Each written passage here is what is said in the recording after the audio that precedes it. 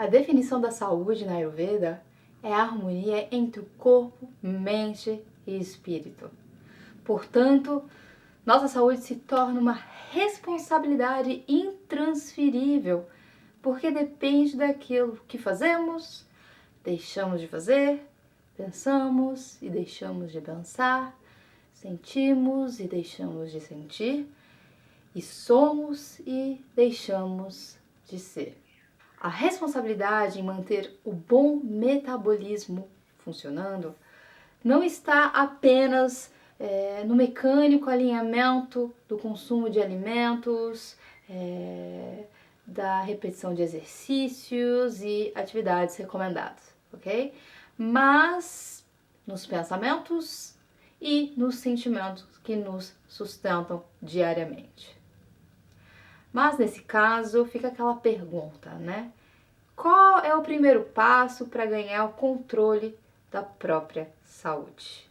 Eu começo com o físico, com o mental ou o espiritual? Eu diria que se você cuidar da base ou da sua âncora, que é o seu corpo e instrumento que te dá um ingresso neste planeta, para você conseguir realizar a sua história de vida, é excelente. Porque só assim você consegue estar no controle da mente, dando mais expansão para o seu espírito ser aquilo que é.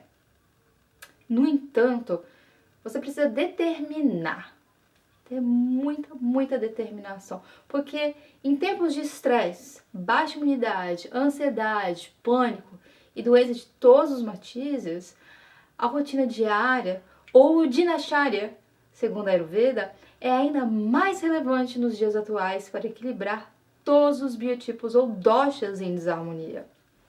O homem nunca esteve tão distante dos ciclos da natureza como hoje. Então a rotina ancestral designada pelos rishis ou os grandes sábios é uma salvaguarda universal para todos os seres humanos de norte a sul, leste a oeste, tá? Porque fortalece o metabolismo e, consequentemente, fortalece o sistema imunológico. Em outras palavras, você fica em posse do seu peso ideal, além de evitar doenças. E é mais do que um preventivo. É um estilo de vida ancestral de longevidade sem patentes nenhuma. É o próprio ciclo biológico implícito no relógio da vida que deixamos de consultar. E a primeira regra que a natureza nos ensina é acordar antes do sol nascer, né? Assim como os pássaros fazem. E realizar a eliminação logo pela manhã é o ideal também. Porque as nossas fezes tendem a oferecer sinais de alerta de que algo está fisiologicamente errado, mesmo que o desequilíbrio seja relativamente pequeno no começo. Então, se o desequilíbrio contínuo não for tratado adequadamente, ele vai se enraizar no trato digestivo com uma condição mais séria, né? Ou vai se espalhar por outros tecidos, criando distúrbio, criando doenças, ok? Então, beber água morna de manhã ajuda a estimular os órgãos internos para que a boa eliminação seja feita, tá? A meditação também ajuda neste propósito. Inclusive, é importante não negligenciar a prática da meditação ou do silêncio mental ou mindfulness, como você queira chamar, tá? Antes de você iniciar as suas atividades do dia. Fora isso, a higienização bucal, né, do corpo também, é imprescindível. A higienização bucal ela é muito importante porque tira os resíduos tóxicos da noite passada, incluindo a escovação e a raspagem da língua, né, para eliminar a camada branca. E os exercícios? Sim, e é preciso sim se exercitar, mas de acordo com a sua resistência física, sem causar estresse no sistema nervoso, para não causar um impacto negativo na digestão e na mente. Tá? Então a Ayurveda ela é muito implícita nisso. E no modo geral, gente, a competitividade geralmente acaba quando a gente entende que pessoas Vata, Pitta e Kapha possuem resistências completamente diferentes, portanto, devem buscar atividades diferentes. Numa sociedade tão competitiva como a nossa, esse tipo de pressão física, esse tipo de pressão psicológica, né, acaba gerando graves problemas nos indivíduos mais frágeis como o Vata, principalmente quando eles tentam se encaixar em posições designadas para o tipo Pitta ou Kapha. Então, sem dúvidas, nós apenas conseguimos ter qualidade de vida quando realizamos o nosso Dharma individual ou o nosso propósito natural individual, sem deixarmos nos influenciar pelo meio ou pela pressão de outras pessoas, tá? Então, a mesma coisa vai para a alimentação, inclusive. E é necessário procurar fazer o seu de jejum, por exemplo, de acordo com o seu biotipo, evitando modismos e pressões sociais, tá? E não é porque um alimento é natural e saudável, nutricionalmente falando, que ele vai ser bom para você. É necessário também se alimentar somente quando há fome. Tá? Essa é muito importante para não desregular o metabolismo e não criar presença de toxinas que levam ao desequilíbrio orgânico. Tá? Então, essas são dicas de rotina, tá?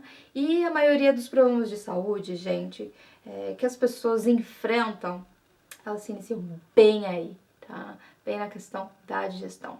Se você se dedica a atividades profissionais, se possível, é preferível investir em qualidade do que em quantidade de carga horária, né? Buscando trabalhos ligados ao seu Dharma ou propósito de vida pelo benefício da sua própria saúde. Tá?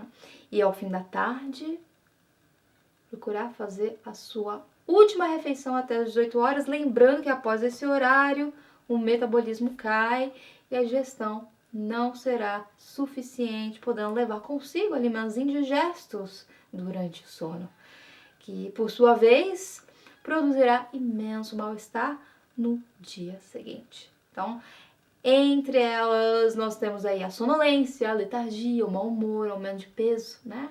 As alergias, o excesso de muco, e que com o tempo pode levar a enfermidades.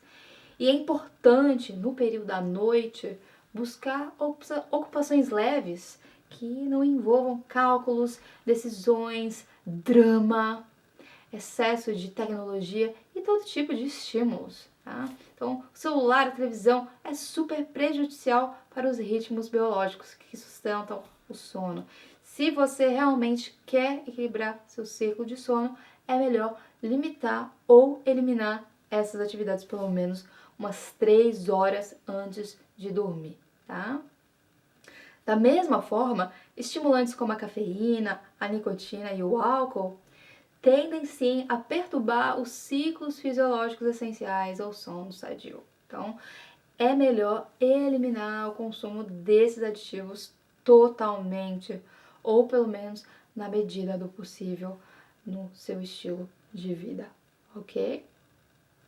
E o que fazer depois de jantar, né? Jantou, o que eu faço? Então, leituras, conversas edificantes, estudos, arte, música, convivências, tudo isso é importantíssimo para a boa saúde e o bem-estar físico, mental e espiritual.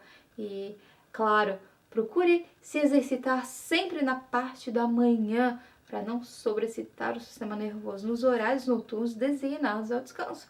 Tá? Eu sei que a vida moderna nem sempre permite tais regras, mas tente fazer o possível para diminuir o impacto do estresse no seu organismo com o máximo de medidas que puderes adotar, tá? E se possível, procure dormir até as 22 horas no máximo. Idealmente, a Ayurveda indica entre as 20 e 21 horas, porque a partir desse horário, até as 2 da manhã, esses são os mais rejuvenescedores, né, para o nosso organismo. Portanto, quem dorme tarde acaba perdendo esse bonde, perturbando a própria saúde. E aí, na minha experiência, o sono regulado é a regra mais importante para boa imunidade. A segunda é beber água, né? A água é a primeira coisa que você deve fazer quando acordar e sempre ao longo do dia, tá? Evitando somente consumir os líquidos com alimentos, tá? Ao mesmo tempo, para não quebrar o processo digestivo, tá? E a rotina diária é precioso sustentáculo para preservar energia vital, para que você tenha a possibilidade de estar na sua melhor forma física, psíquica e emocional e conseguir realizar o seu propósito de vida, tá? Parece simples, mas não é. Com tantas distrações, manter a disciplina requer muito estoicismo, ou seja, muita firmeza, muita vontade, claro, saber se levantar quando escorregar na banana dos excessos e não desistir. É impossível o sucesso ser uma rotina equilibrada porque nos tornamos cada vez mais fragmentados e incapazes de enxergar soluções para transformar a nossa realidade. O corpo é templo e merece ser tratado como tal, com certa religiosidade, isso é, atenção, dedicação e muito amor, tá? Num padrão universal, todos os alimentos industrializados, assim como o açúcar refinado, os produtos de origem animal, o café e outros estimulantes, eles são alimentos de baixa carga de prana.